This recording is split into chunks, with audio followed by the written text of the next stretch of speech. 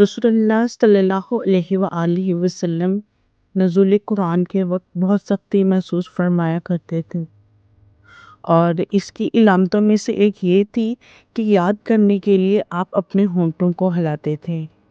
ابن عباس رضی اللہ عنہ نے کہا، میں اپنے ہونٹ ہلاتا ہوں جس طرح آپ صلی اللہ علیہ وآلہ وسلم ہلاتے تھے۔ سعید کہتے ہیں، میں بھی اپنے ہونٹ ہلاتا ہوں جس طرح ابن عباس رضی اللہ عنہ کو میں نے ہلاتے دیکھا۔ پھر انہوں نے اپنے ہونٹ ہلائے۔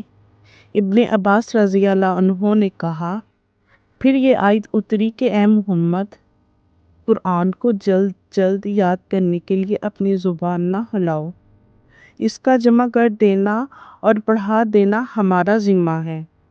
حضرت ابن عباس رضی اللہ عنہ کہتے ہیں، یعنی قرآن آپ صلی اللہ علیہ وآلہ وسلم کے دل میں جما دینا اور پڑھا دینا ہمارے ذمہ ہے، مطلب اللہ کے ذمہ ہے۔ پھر جب ہم پڑھ چکے ہیں تو اس پڑھے ہوئے کی اتباع کرو۔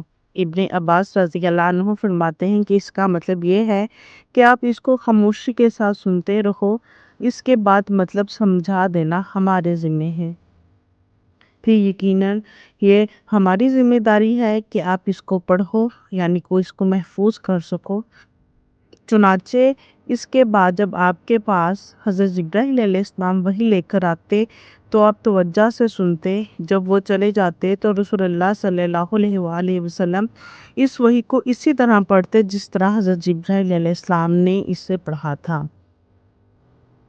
صحیح بخاری حدیث نمبر 5۔